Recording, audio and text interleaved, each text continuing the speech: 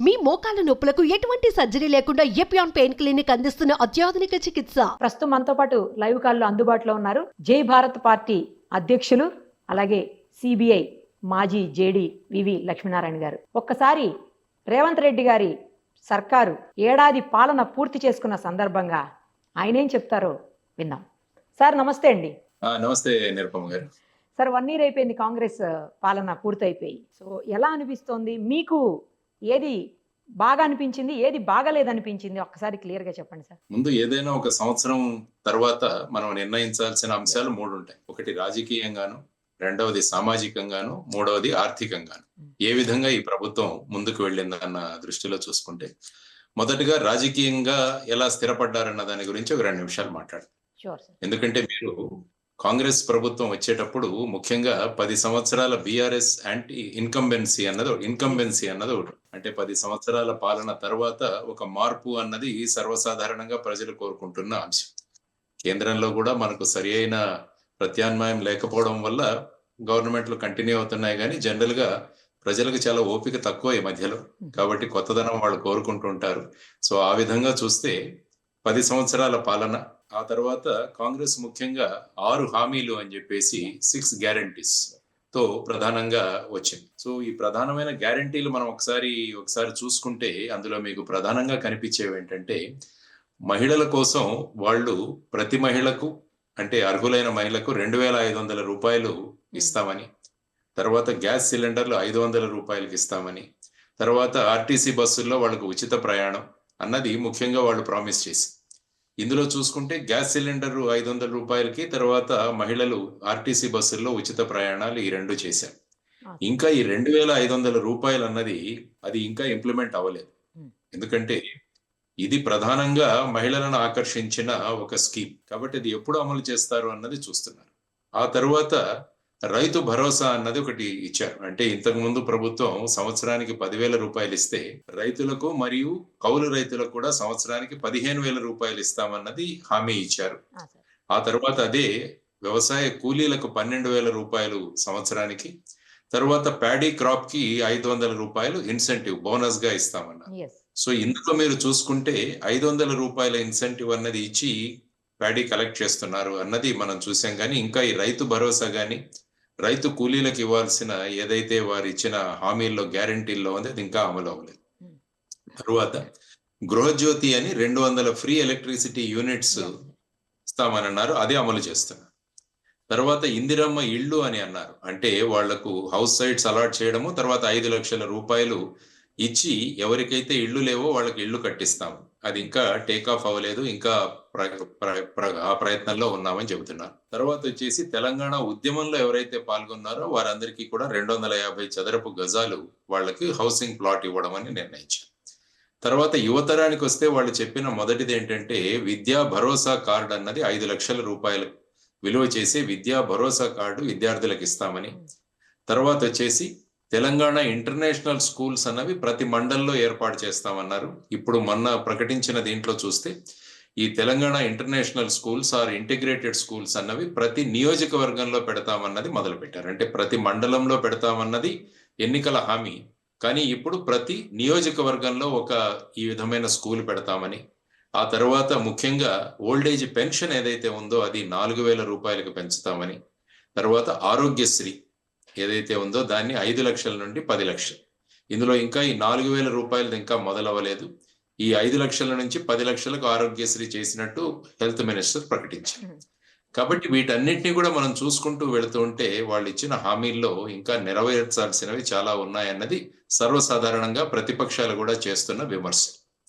ఆ తర్వాత రాజకీయంగా చూసుకుంటే ఈ 1 సంవత్సరంలో, ఎందుకంటే ఎన్నికల్లో 65 సీట్లు వచ్చాయి మొత్తం కాంగ్రెస్ కి, 64 వారికి, ఇంకోటి కమ్యూనిస్ట్ పార్టీ. ఆ తర్వాత 39 సీట్లు బీఆర్ఎస్ కి, 8 సీట్లు బీజేపీకి, 7 సీట్లు ఎంఐఎం కి రావడం జరిగింది. అది మీరు చూసుకుంటే ఆ తర్వాత ఎన్నికల తర్వాత ఒక 10 మంది ఎమ్మెల్యేలు బీఆర్ఎస్ నుంచి కాంగ్రెస్ కి వాళ్ళు పార్టీ జంప్ అయ్యారు.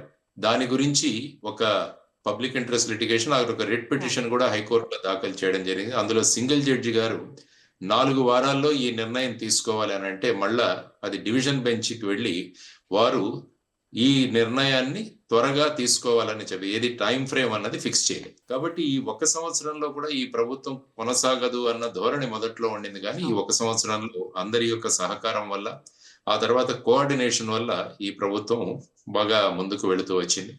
ఆ తర్వాత చూసుకుంటే కేంద్రం అంటే సెంట్రల్ కాంగ్రెస్ లో కూడా ముఖ్యమంత్రి గారికి విశిష్టమైన స్థానం ఇవ్వడం జరుగుతోంది. అందుకనే ఆయన్ను ఇతర రాష్ట్రాల ఎన్నికల ప్రచారానికి కూడా పంపించారు, ముఖ్యంగా మీరు చూసుకుంటే మహారాష్ట్ర. సో ఈ విధంగా రాజకీయ రంగంలో మీరు చూసుకుంటే వారి ప్రస్తావన ఈ 1 సంవత్సరంలో రాజకీయంగా బలోపేతమయ్యారు. ఈ 6 గ్యారంటీల్లో చెప్పిన కొన్ని విషయాలు నేను చెప్పాను. సో ఈ విధంగా మనం ముందుకు చూసుకుంటూ వెళుతుంటే ఇండివిజువల్ సెక్టర్స్ ఎప్పుడు కూడా ప్రభుత్వం ఎలా పనిచేస్తుంది అని చూడడానికి విద్య, వైద్యం అన్నవి చాలా ముఖ్యమైన రంగాలు. అందులో మీరు విద్యలో చూసుకుంటే ముఖ్యంగా డిఎస్సి ద్వారా రికార్డ్ టైంలో సుమారుగా 11,062 టీచర్ల భర్తీ వాళ్ళు చేశారు. ఇదొకటి మనం మెచ్చుకోవాల్సిందిగా, ఎందుకంటే ఎప్పటి నుంచో ఈ డిఎస్సి పెండింగ్ ఉండింది. ఆ తర్వాత వచ్చేసి ప్రమోషన్స్, ట్రాన్స్ఫర్స్ అన్నవి కూడా చాలా రోజుల నుంచి పెండింగ్ ఉన్నాయి టీచర్స్. కాబట్టి వాటన్నిటిని కూడా ఎటువంటి న్యాయపరమైన ఇబ్బందులు రాకుండా వాళ్ళు పూర్తి చేశారు. తర్వాత మీరు వెల్ఫేర్ హాస్టల్స్ తీసుకుంటే సోషల్ వెల్ఫేర్ హాస్టల్లో తెలంగాణలో సుమారుగా 7,65,000 మంది విద్యార్థులు అందులో ఉంటున్నారు. వాళ్లకు డైట్ ఛార్జెస్, తర్వాత కాస్మెటిక్ ఛార్జెస్ అన్నవి సుమారుగా 40% పెంచడం జరిగింది. తర్వాత 5 ఇన్స్టాల్మెంట్ల డిఏలు పెండింగ్ ఉన్నాయి 2022 నుంచి. వాటిలో ఒక డిఏ ఇన్స్టాల్మెంట్ కూడా రిలీజ్ చేయడం జరిగింది. దానితో పాటు తెలంగాణ ఎడ్యుకేషన్ కమిషన్ అన్నది ఒకటి ఏర్పాటు చేయడం జరిగింది. అకునూరు మురళి గారు చైర్మన్ గా దీన్ని మొదలు పెట్టడం జరిగింది. ఆ తర్వాత అతి ముఖ్యంగా మనం ఆలోచించాల్సిన ఒక విషయం అంటే ఒకటి యువతరానికి కానీ విద్యారంగంలో కానీ తెలంగాణ స్కిల్ డెవలప్మెంట్ యూనివర్సిటీ ఏర్పాటు చేయడం అన్నది ఒకటి ప్రధానంగా చూడాలి. ఇది పిపిపి మోడల్లో వారు మొదలు పెట్టారు. అంటే మొదటి సంవత్సరం సుమారుగా ఒక 2,000 మంది యువతరానికి ట్రైనింగ్ ఇచ్చి, ఆ తరువాత ప్రతి సంవత్సరం 20,000 మందికి ట్రైనింగ్ 17 కోర్సుల్లో ఇవ్వాలని చెప్పేసి వాళ్ళ నిర్ణయం. ఇది స్వాగతించాల్సిన నిర్ణయం. ఎందుకంటే మొత్తం భారతదేశంలోనే అటు కేంద్ర ప్రభుత్వం చూసినా, ఇటు రాష్ట్ర ప్రభుత్వాలు చూసినా నైపుణ్య అభివృద్ధి అన్నది చాలా ముఖ్యం. ఎందుకంటే మనకు కాలేజెస్లోనూ, ఇంజనీరింగ్ కాలేజెస్లో పెద్దగా స్కిల్స్ దిశగా ట్రైనింగ్ వెళ్ళట్లేదు. కాబట్టి ఈ తెలంగాణ స్కిల్ డెవలప్మెంట్ యూనివర్సిటీని ఒకటి ఏర్పాటు చేసి డిగ్రీ కోర్సులు, డిప్లొమా కోర్సులు, సర్టిఫికేట్ కోర్సుల ద్వారా ఈ 17 రంగాల్లో ముఖ్యంగా ఫార్మా, కన్స్ట్రక్షన్ కావచ్చు, లేకుంటే బ్యాంకింగ్ కావచ్చు, ఈ కామర్స్ కావచ్చు, రిటైల్ రంగం కావచ్చు, యానిమేషన్, గేమింగ్, విజువల్ ఎఫెక్ట్స్, ఇలా ఒక 17 ఏవైతే మార్కెట్లో వీటిల రిక్వైర్మెంట్ ఉందో వాటిని ఆలోచించి ముఖ్యంగా ఆనంద్ మహేంద్ర గారి ఆధ్వర్యంలో ఈ తెలంగాణ స్కిల్ డెవలప్మెంట్ యూనివర్సిటీ ఏర్పాటు అన్నది స్వాగతించాల్సి. తర్వాత ఇంతకుముందు నేనంటూ ఇంటిగ్రేటెడ్ రెసిడెన్షియల్ స్కూల్స్ అంటే ఇంటర్నేషనల్ స్కూల్స్ అన్నారు. వాటిని మండల్ కాకుండా ఆ తర్వాత ప్రతి నియోజకవర్గంలో ఏర్పాటు చేయడం అని, ఇవన్నీ కూడా పాజిటివ్ గా జరిగిన విషయం. ఆ తర్వాత చూస్తే ఈ 1 సంవత్సరంలో స్టాటిస్టిక్స్ మనం ఎప్పుడో తీస్తుంటే సుమారుగా 6,200 స్కూల్స్, ప్రభుత్వ స్కూల్స్ మూతపడ్డాయి ఈ 1 సంవత్సరం. తర్వాత వచ్చేసి 15% బడ్జెట్ కేటాయిస్తామన్నారు వీరు ఎడ్యుకేషన్ కి. మొదట్లో 7.5, ఐ థింక్ ఇప్పుడు 11.25% బడ్జెట్ కేటాయించారు. తర్వాత ఫీ రియంబర్స్మెంట్ అన్నది ఎప్పటి నుంచో 2022 నుంచే తెలంగాణలో పెండింగ్ ఉంది. మొన్న కూడా మీరు చూసుకుంటే చాలా కాలేజీలు వాళ్ళు కాలేజీలు మూసేసి వాళ్ళ నిరసనను కూడా ప్రదర్శించారు. ఆ తర్వాత గత ప్రభుత్వంలో సీఎం బ్రేక్ఫాస్ట్ పథకం అని మొదలు పెట్టారు. అంటే పిల్లలకు ఉదయం స్కూల్కి వచ్చినప్పుడు వాళ్ళకి బ్రేక్ఫాస్ట్ ఇచ్చే పథకం, దాన్ని కూడా డిస్కంటిన్యూ చేయడం జరిగింది. తర్వాత ఈ విద్యా భరోసా కార్డులు ఏవైతే ఉన్నాయో 5 లక్షలకు ఇస్తామన్నారు, వాటిని ఇంకా కొనసాగించారు. కాబట్టి ఈ విధంగా మీరు విద్యారంగం తీసుకుంటే ఈ విధమైన మార్పులు మీకు కనిపిస్తున్నాయి విద్యారంగం. తర్వాత మనం అందరం మాట్లాడుకునేది ఏంటంటే వైద్య రంగం చూసుకుంటే ఏమైందంటే గత ప్రభుత్వంలో కూడా ప్రతి జిల్లాకు ఒక మెడికల్ కాలేజ్ రావాలన్నది ఒక ముఖ్యమైన ఇంపార్టెంట్. అందులో భాగంగా ఈసారి ఈ 1 సంవత్సరంలో కూడా సుమారు 8 కొత్త మెడికల్ కాలేజెస్ కి పర్మిషన్ తీసుకురావడం జరిగింది. అంటే తెలంగాణలో సుమారుగా ఒక 400 ఎంబీబీఎస్ సీట్లు పెరిగాయి. తర్వాత ఆరోగ్యశ్రీ అన్నదాన్ని రాజీవ్ ఆరోగ్యశ్రీగా చేసి దాన్ని 5 లక్షల నుంచి 10 లక్షల కవరేజ్ కి డిక్లరేషన్ ఇవ్వడం జరిగింది. ఇందులో ముఖ్యంగా వైద్య రంగంలో చూస్తే మీకు ఉద్యోగాల భర్తీ కూడా సుమారుగా 7,700 హెల్త్ కేర్ పొజిషన్స్ ను ఫిల్ చేయడం జరిగింది. అందులో సుమారుగా 7,000 మంది స్టాఫ్ నర్సులుగా ఏర్పాటు చేయడం జరిగింది. ఆ తర్వాత ఒక 200 పైగా అంబులెన్సులు, కొత్త అంబులెన్సులు, తర్వాత ఉస్మానియా జనరల్ హాస్పిటల్ అన్నది ఇది చాలా రోజుల నుంచి డిమాండ్. ఉస్మానియా జనరల్ హాస్పిటల్ పాత బిల్డింగ్ లో ఉంది, దాన్ని కొత్త బిల్డింగ్ లో కట్టాలి. కాబట్టి మొన్న అసెంబ్లీలో మాట్లాడుతూ ముఖ్యమంత్రి గారు గోషామహల్లో ఏదైతే 30 ఎకరాల జాగా ఉందో అందులో మేము త్వరగా ఈ ఉస్మానియా హాస్పిటల్ అన్నది మొదలు పెడతామన్నది వారు చెప్పిన విషయం. తర్వాత ఈ మధ్యలో మీరు తెలంగాణలో చూసుకుంటే ఆహార కల్తీ అన్నది చాలా పెద్ద సంఖ్యలో జరుగుతుంది. మీరు మొన్నే చూస్తే ఎవరో ఒక ఆవిడ కూడా ఈ మోమోస్ అని తిని ఆవిడ చనిపోయింది. ఆ తర్వాత చాలా ఫుడ్ సేఫ్టీ అధికారులు కూడా అనేక చోట్ల రేట్లు చేసి సుమారుగా ఒక 500 కేసుల దాకా బుక్ చేసి 66 లక్షల దాకా ఫైన్ కలెక్ట్ చేశారు. అంటే ప్రజలకు ఆరోగ్యానికి పాడవడానికి ప్రధానమైన కారణం ఇదని గుర్తించి ఈ విధంగా చేయడం అన్నది కూడా మనం హర్షించాలి.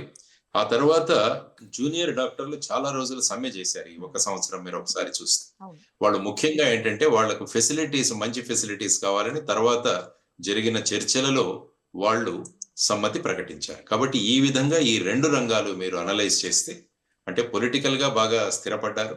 ఆ తర్వాత వచ్చేసి విద్యా వైద్య రంగాల్లో పాజిటివ్, నెగటివ్ 2 కూడా మనం చూసాం. ముఖ్యంగా ఏంటంటే వైద్య రంగంలో ఇంకా మెరుగు చాలా అవసరం. ముఖ్యంగా ఎందుకంటే ప్రజలు ఈ ప్రభుత్వ హాస్పిటల్కు వచ్చేటట్టుగా మనం చేయాలి. దానికోసం అందరూ మంత్రులు వీరంతా నిర్ణయించుకోవాల్సిన అంశం ఏంటంటే మాకు ఏదైనా వస్తే మేము గవర్నమెంట్ హాస్పిటల్కి వెళ్తాం. మీరు ఒకసారి చూస్తే అటువైపు కామినేని శ్రీనివాస్ గారు గత ప్రభుత్వంలో అక్కడ మంత్రిగా ఉండేవారు. వారు తన నీ రీప్లేస్మెంట్ కూడా గుంటూరు జనరల్ హాస్పిటల్లో చేయించుకున్నారు ఆరోగ్య మంత్రి. అంటే ఏమవుతుందంటే ఆ విధమైన కాన్ఫిడెన్స్ ప్రజల్లోకి వస్తుంది. తర్వాత ఏంటంటే ఆరోగ్యశ్రీ పెంచారు 5 నుంచి 10 లక్షలకు, అది వెల్కమింగ్. కానీ ఆరోగ్యశ్రీ ఎప్పుడు వస్తుందంటే టెరిషరీ కేర్, అంటే నాకు ఏదైనా హార్ట్ ప్రాబ్లం కానీ ఇది వస్తే. కానీ బేసిక్ గా ప్రతి ప్రభుత్వం కూడా ఆలోచించాల్సింది ప్రాథమిక ఆరోగ్యం అన్నది మెరుగవ్వాలి. ప్రాథమిక ఆరోగ్యం అన్నది మెరుగవ్వాలి. ఆ విధంగా ప్రభుత్వాలు ఆలోచించాల్సి అన్నది ప్రధానంగా. కాబట్టి ఈ 2 రంగాలు తీసుకుంటే తర్వాత ముఖ్యంగా పరిశ్రమల వైపు కూడా వెళ్ళాలి మనం. ఎందుకంటే మీరు తెలంగాణ చూసుకుంటే ఒక ఆటో పైలట్ మోడ్ లో ఉందంటారు నేను ఎప్పుడు కూడా తెలంగాణ. అంటే సాధారణంగా మీరు విమాన ప్రయాణం ఒకసారి గుర్తు తెచ్చుకుంటే పైలట్ అన్న వ్యక్తి టేక్ ఆఫ్ ల్యాండింగుల్లో తను హస్తక్షేపం చేసుకుంటాడు, తను ఇన్వాల్వ్ అవుతాడు. జనరల్ గా ఒక లెవెల్కి వెళ్ళిపోయిన తర్వాత ఆటో పైలట్ లో పెట్టేస్తాడు, అంటే విమానం కంప్యూటర్ సిస్టమ్ తో నడుస్తుంది. కాబట్టి తెలంగాణ తీసుకుంటే అది ఆటో పైలట్ మోడ్ లోకి వచ్చింది. అదే మీరు గత 10 సంవత్సరాలు ఆంధ్రప్రదేశ్ తీసుకుంటే ఇంకా అది రన్వే మీదే టేక్ ఆఫ్ అవ్వాలన్న ప్రయత్నాల్లో అక్కడ జరుగుతున్నాయి. సో ఆ విధంగా ఉన్నప్పుడు ఇండస్ట్రియల్ పాలసీ ఏదైతే గత ప్రభుత్వం ఉందో దాన్నే కొనసాగించడానికి కూడా వీళ్ళు నిర్ణయాలు తీసుకోవడం జరిగింది. ఎందుకంటే ఎప్పుడు కూడా కంటిన్యూటీ అన్నది చాలా ముఖ్యం. కాబట్టి పరిశ్రమల రంగంలోకి మీరు వస్తే ముఖ్యంగా ముఖ్యమంత్రి గారు డావోస్ మీటింగ్ కూడా వెళ్ళారు. ఆయన సుమారుగా ఒక 40,000 కోట్లకి ఇన్వెస్ట్మెంట్లకు కమిట్మెంట్ తీసుకొచ్చారు. అదేవిధంగా ఆ తర్వాత అమెరికా మరియు సౌత్ కొరియాకి వెళ్ళి అక్కడి నుంచి సుమారుగా ఒక 31,500 కోట్ల కమిట్మెంట్స్ తీసుకొచ్చారు. కాబట్టి ఇప్పుడు ముఖ్యంగా వీరు ఏం చేయాలంటే ఈ ఇన్వెస్ట్మెంట్లు ఎంత త్వరగా వస్తాయి ఇక్కడికి అన్నది చూడాల్సిన ముఖ్యమైన విషయం. దానికే వీళ్ళు ఒక కొత్త వ్యవస్థను మొదలుపెట్టారు, టీజీ ఐపాస్. అంటే ఏవైనా క్లియరెన్సెస్, ఈ ఇన్వెస్ట్మెంట్లకు వచ్చే క్లియరెన్సెస్ అన్ని కూడా ఎండ్ టు ఎండ్ క్లియరెన్స్ అన్ని కూడా ఈ విధంగా ముందుకు తీసుకువెళ్లాలన్నది ఒకటి మనం స్వాగతించాల్సిన ఒక విషయం. తర్వాత వచ్చేసి ఎంఎస్ఎంఈలకు ప్రత్యేకమైన ధోరణిని ప్రకటించడం జరిగింది. ఆ తర్వాత విమెన్ ఎంటర్ప్రినర్స్, మహిళా ఎంటర్ప్రినర్స్ ఎవరైతే ఉంటారో, ఉద్యోజకులు ఎవరైతే ఉంటారో వారి కోసం ప్రత్యేకంగా ఇండస్ట్రియల్ ఎస్టేట్లు ఏర్పాటు చేస్తామని కూడా చెప్పడం జరిగింది. సో ఈ విధంగా మీరు చూసుకుంటే ముందుకు వెళుతూ తర్వాత ఇండస్ట్రీస్ కి ఒక్కసారి మనం వస్తే గత ప్రభుత్వం ఫార్మాసిటీ డెవలప్ చేయాలని వాళ్ళు ముఖ్యంగా కోరుకున్నారు. దానికోసం సుమారుగా ఒక 20,000 ఎకరాల్లో ఈ ఫార్మాసిటీని డెవలప్ చేయాలి. కానీ ఈ ప్రభుత్వం వచ్చిన తర్వాత దాన్ని క్యాన్సిల్ చేశారు. వీళ్ళ యొక్క వాదన ఏంటంటే ఒకే చోట అన్ని ఫార్మా ఇండస్ట్రీస్ వస్తే పొల్యూషన్ చాలా ఎక్కువగా పెరుగుతుంది. దానివల్ల ఫార్మా విలేజెస్ ఏర్పాటు చేయాలన్నది ఒక సంకల్పం. ఇందులో భాగంగా లగచర్లలో మొన్న జరిగిన ఏదైతే ఆ గొడవలు అవి జరిగాయో అందులో ఇటువంటి ఫార్మా విలేజ్ సెటప్ చేయడానికి వాళ్ళు చేసిన ప్రయత్నం అక్కడ ప్రజలు ఎదుర్కొన్నారు. సో ఇది మనం ముఖ్యంగా చూడాల్సింది. తర్వాత టీ హబ్ ఏదైతే గత ప్రభుత్వంలో మొదలు పెట్టారో దాన్ని ఇంకా ఎక్స్పాండ్ చేస్తూ ఒక ఇన్క్యుబేటర్ ఫెసిలిటీ కూడా ఏర్పాటు చేయాలన్నది ప్రస్తుతం ఈ ప్రభుత్వం ఏర్పాటు చేయొచ్చు. ఆర్టిఫిషియల్ ఇంటెలిజెన్స్ యొక్క ప్రధానమైన పాత్ర ఏదైతే ఉందో దాన్ని ముఖ్యంగా సో ఈ ప్రభుత్వం ఇంకొక విషయం ఏంటంటే ఎప్పుడూ లేని విధంగా మేము సుమారుగా 55,000 మంది ఉద్యోగాలు ఇచ్చాము అన్నది వీరు ప్రకటించారు. 55,000 ఉద్యోగాలు. ప్రధానమంత్రి గారికి కూడా రేవంత్ రెడ్డి గారు ఛాలెంజ్ చేశారు. మీరు మొత్తం మీ బీజేపీ పాలిత రాష్ట్రాలు మాకు ఎక్కడైనా చూపించండి, ఎక్కడైనా ఒక సంవత్సరంలోనే 55,000 ఉద్యోగాలు ఇచ్చిన ప్రభుత్వం ఏదైనా ఉంటుందని అంటే పొలిటికల్ గా ఆయన ముందుకు వెళ్ళిన అంశం. కాబట్టి ఇప్పుడు ముఖ్యంగా మనం చూడాల్సింది ఏంటంటే ఈ భరోసాలు ఏవైతే ఇచ్చారో మీరు 6 గ్యారంటీస్ ఏవైతే ఇచ్చారో వాటికి తగినంత బడ్జెట్ మీ దగ్గర ఎక్కడ ఉంది అన్నది ప్రధానంగా అందరూ అడుగుతున్నారు. ఎందుకంటే ఈ ప్రభుత్వం రాగానే ఒక వైట్ పేపర్ రిలీజ్ చేశారు. ఆ వైట్ పేపర్ లో వాళ్ళు చెప్పింది ఏంటంటే గత 10 సంవత్సరాలలో అప్పు 72,000 కోట్ల నుంచి సుమారుగా 6,70,000 కోట్లకు గత ప్రభుత్వంలో పెరిగింది అని చెప్పేసి వీళ్ళు ఇచ్చిన ఒకటి. కాబట్టి ఇటువంటి అప్పుల పరిస్థితిలో మీరిచ్చిన 6 గ్యారంటీలు ఏ విధంగా పూర్తి చేస్తారన్నది ఒక సంవత్సరం అన్నది జరిగిపోయింది. కానీ ఈ రోజు నుంచి అసెంబ్లీ సెషన్స్ మొదలవుతున్నాయి ఈ రోజు నుంచి. కాబట్టి ప్రధానంగా నిన్న కేసీఆర్ గారు కూడా ఆయన మీటింగ్ పెట్టి ఈ ప్రభుత్వ వైఫల్యాలు ఏవైతే ఉన్నాయో ముఖ్యంగా 6 గ్యారంటీలు ఏవైనాయో వాటి మీద ప్రభుత్వాన్ని నిలదీయండి అసెంబ్లీలో అని వారు చెప్పినట్టు చదివాను నేను ఈరోజు. అందువల్ల ముఖ్యంగా ఇందులో 2,500 రూపాయలు మహిళలకు ఇవ్వడం అన్నది చాలా ఆర్థికంగా చాలా పెద్ద మొత్తంలో ఈ స్టేట్ బడ్జెట్ మీద పడబోతుంది. ఎందుకంటే మీరు భారం, ఎందుకంటే మహారాష్ట్రలో చూస్తే లాడ్లీ బహిన్ యోజన అని చెప్పేసి వాళ్ళు సుమారుగా 46,000 కోట్ల రూపాయలు వాళ్ళు బడ్జెట్ లో పెట్టాల్సి వస్తుంది. అది ఎక్కడ 1,500 అయితే అదే ఇప్పుడు 2,500 అంటున్నాం. అంటే మహారాష్ట్రతో కంపేర్ చేస్తే ఇది చిన్న స్టేట్ అయినా కూడా ఈ ఆర్థిక భారం అన్నది ముఖ్యంగా. తర్వాత రైతు భరోసా ఇప్పటి వరకు ఇవ్వట్లేదని చాలా మంది రైతు ఉద్యమ నాయకులు అంటున్నారు. ఇది సుమారుగా 15,000, తర్వాత రైతు కూలీలకు 12,000. ఇది కూడా చాలా పెద్ద మొత్తంలో రాష్ట్రం మీద ఆర్థిక భారం మోపబోతోంది. సో ఈ విధమైన పరిస్థితులలో ఈ రాష్ట్రం ముందుకు ఎలా ఒక సంవత్సరం అయిపోయింది. ఎందుకంటే యుఫోరియా ఉంటది ఒక సంవత్సరం వచ్చామన్నది. కాబట్టి వచ్చే 4 సంవత్సరాలు మీరు ఏ విధంగా ముందుకు తీసుకువెళ్తున్నదన్న దానికి ఈ రోజు ఐ థింక్ అసెంబ్లీలో రేవంత్ రెడ్డి గారు కూడా ఈ 1 సంవత్సరంలో చేసిన వాటి గురించి మాట్లాడతానన్నారు. అసెంబ్లీలో ప్రతిపక్ష పార్టీలు కూడా వాళ్ళు కూడా ప్రభుత్వాన్ని నిలదీయడానికి సిద్ధంగా ఉన్నాయి. అందువల్ల సో రాబోయే కాలంలో ఎందుకంటే ఈ ఉచితాలు అన్నవి ప్రతి రాష్ట్రాన్ని కూడా వెనక్కి తీసుకువెళ్తాయి. మీరు చూసుకుంటే యాక్చువల్గా ఈ ప్రభుత్వం చూసుకుంటే వాళ్ళు అనడం ఏంటంటే సుమారుగా ఈ 1 సంవత్సరంలో మేము 52,000 కోట్లు అప్పుగా తీసుకొచ్చాం. కానీ మేము సుమారుగా 68,000 కోట్ల రూపాయలు ప్రిన్సిపల్ మరియు వడ్డీ చెల్లించాం అని వాళ్ళు ఈ 1 సంవత్సరంలో వాళ్ళు ఆర్థికంగా చేసిన ప్రగతి గురించి మాట్లాడుతున్నారు. కాబట్టి రాబోయే కాలంలో వీటిని ఏ విధంగా ఆర్థిక భారం పడకుండా ముందుకు తీసుకువెళ్లాలన్నది ప్రధానంగా మనం చూడాల్సిన అంశాలు. ఇది ఇనీషియల్ గా 1 సంవత్సరం మీరు చెప్తే నాకున్న అనాలిసిస్. సార్ 4th సిటీ ఒకటి అంటున్నారు చాలా మంది. 4th సిటీ అసలు అది సాధ్యం కాదు అని అంటే లేదు, సాధ్యం చేసి చూపిస్తామని చెప్పేసి సర్కార్ అంటుంది. అదొకటి ముఖ్యంగా 2 విషయాలు వీళ్ళు చెప్పేది. మొదటిది మూసీ ప్రక్షాళన, తర్వాత మూసీ పరిసర ప్రాంతాల్లో అభివృద్ధి. ఏ విధంగా ప్యారిస్ లో గానీ తర్వాత సౌత్ కొరియాలో గానీ రివర్ ఫ్రంట్ డెవలప్మెంట్ ద్వారా ఆ ప్రాంతంలో డెవలప్మెంట్ జరిగిందని దాన్ని ఉదాహరణగా తీసుకుని ఇక్కడ కూడా మూసీ ప్రక్షాళన, మూసీలో ఉన్న జలాలను శుద్ధీకరణ, ఆ తర్వాత ఫ్రంట్ డెవలప్మెంట్. దీని గురించి ఈ ప్రభుత్వం అప్పుడే ఈ ప్లాన్స్ ఇవి కూడా పిలిపించడం, తర్వాత మొన్న ముఖ్యమంత్రి గారు వెళ్ళినప్పుడు అక్కడ కేంద్ర మంత్రిలో బాపు ఘాట్ పరిసరాల్లో వారికి కొంత భూమి కూడా కావాలని రాజ్నాథ్ సింగ్ గారిని కూడా కలిసి రిక్వెస్ట్ చేయడం జరిగింది. సో అదొకటి ముఖ్యమైన ప్రాజెక్ట్, ఒక ప్రెస్టీజియస్ ప్రాజెక్ట్ గా తీసుకుంటున్నది ముఖ్యమంత్రి, తర్వాత ఈ ప్రభుత్వం. మరి ప్రభుత్వాలు ప్రశ్నించేది ఈ ప్రాంతంలో మీరు అభివృద్ధి చేస్తున్నప్పుడు అక్కడ నిర్వాసితులు చాలా మంది అవుతారు, మరి వారికి ఏ విధంగా మీరు భరోసా కల్పించబోతున్నారు అన్నది ప్రధానమైన అంశం. అది చూసుకుంటే బీజేపీ వాళ్ళు అక్కడ మూసీ నిద్ర అని కూడా ఒక రోజు ముఖ్యమైన నాయకులు అక్కడికి వెళ్ళడం జరిగింది. తర్వాత బీఆర్ఎస్ నాయకులు కేటీఆర్ గారు, హరీష్ రావు గారు కూడా ఆ ప్రాంతంలో పర్యటించి ఆ ప్రజల యొక్క సమస్యలను మళ్ళా తీసుకురావడం జరిగింది. కాబట్టి అక్కడ ఇళ్లు లేని వారికి లేకుంటే ఇల్లీగల్ గా కన్స్ట్రక్ట్ చేసిన వాటికి 2 bedroom హౌసెస్ ఇస్తామన్నారు. ముఖ్యంగా అందరూ లేవనెత్తుతున్న ప్రశ్న ఏంటంటే అన్ని అనుమతులతో కట్టిన బిల్డింగ్స్ ఏవైతే ఉన్నారో మరి వాటిని ఏ విధంగా మీరు డీల్ చేయబోతున్నారు అనేది ప్రధానంగా ప్రశ్నిస్తుంది. అంటే మీ ప్రభుత్వాలు అంటే ఏ ప్రభుత్వం ఉన్నా కూడా జిహెచ్ఎంసి తర్వాత మున్సిపాలిటీస్ గ్రామ పంచాయతీలు పర్మిషన్స్ ఇచ్చారు. ఇచ్చిన తర్వాత ఇప్పుడు మీరు కుదరదు అంటే ఎలా అవుతుంది, మరి వాళ్ళకి ఏమన్నా కాంపెన్సేషన్ ఇస్తారా అన్నది ఇంకొకటి. తర్వాత వచ్చేసి హైడ్రా వ్యవస్థ ఇంకోటి, అది కూడా ప్రధానంగా ఈ ప్రభుత్వం వచ్చిన తర్వాత చర్చిస్తున్న ప్రధానమైన అంశం. అంటే ఇది ప్రధానంగా Hyderabad disaster response and asset protection agency అని పెట్టారు. వారు ముఖ్యంగా అనేక ప్రాంతాల్లో ఈ చెరువుల పరిరక్షణ, ఆ తర్వాత వచ్చేసి స్టామ్ వాటర్ డ్రైన్స్ ఏవైతే ఉన్నాయో అవన్నీ కూడా అతిక్రమణల ద్వారా అవన్నీ కూడా మునిగిపోవడం వల్ల, అవన్నీ ఆక్యుపై అవడం వల్ల కొద్దిపాటి వర్షం పడినా కూడా హైదరాబాద్ లో ఆల్మోస్ట్ రోడ్లన్నీ కూడా జలమయం అవుతున్నాయి. కాబట్టి వీటిని తొలగించాలి. దీనిలో కూడా మళ్ళా అదే ప్రశ్నలు, ఎలాగైతే మూసీలో మనం చర్చించామో ఇక్కడ కూడా అన్ని పర్మిషన్లు తీసుకున్న వాళ్లకు మీరు ఏ విధంగా బాట చూపించబోతున్నారు అన్నది ఆలోచించాల్సిన అంశాలు. సో ఈ రెండు తర్వాత మీరు అన్నట్టు ముఖ్యమైన సిటీ ఇంకోటి డెవలప్ చేస్తాం.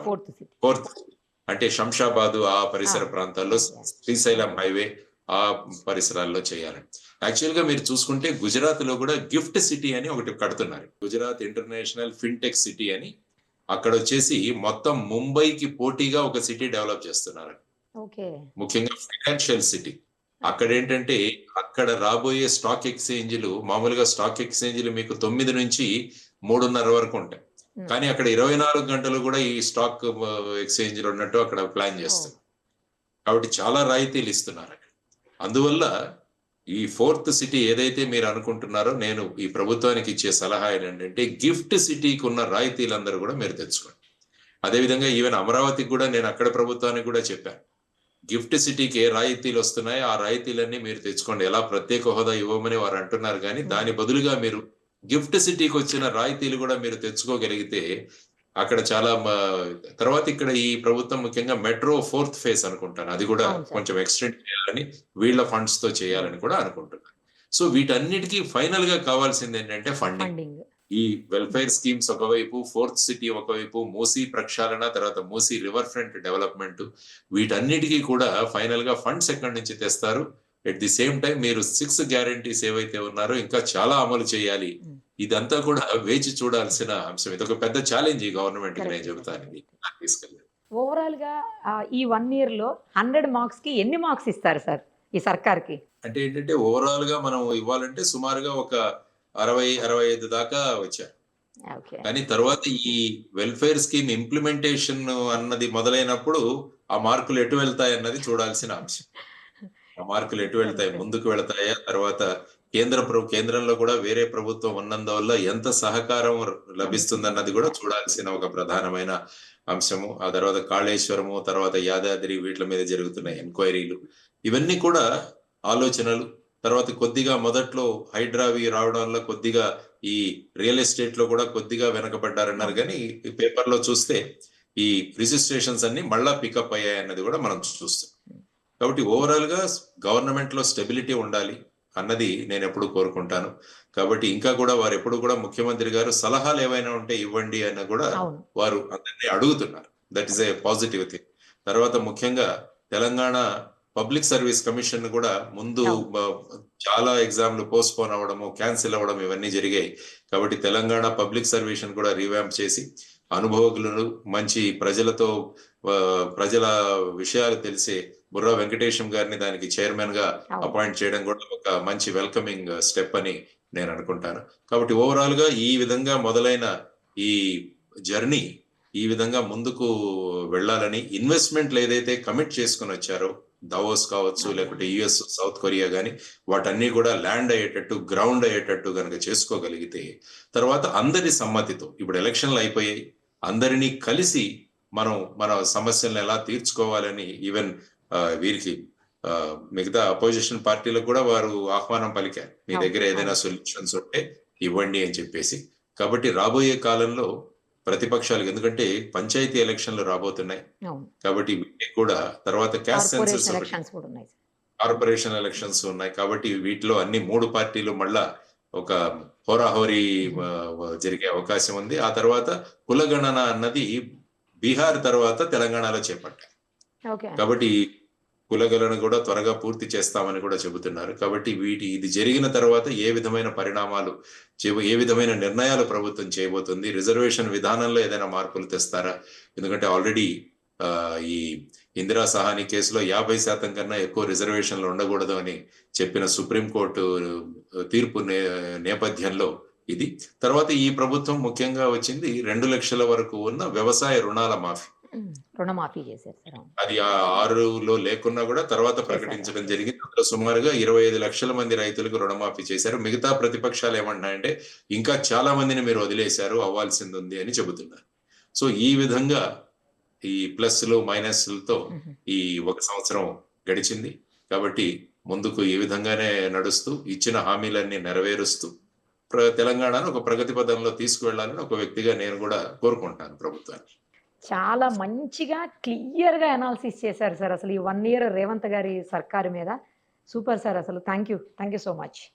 నమస్కారం. సుమన్ టీవీలో మీ పర్సనల్ అండ్ బిజినెస్ ప్రమోషన్స్ కోసం కింది నెంబర్కి కాంటాక్ట్ చేయండి.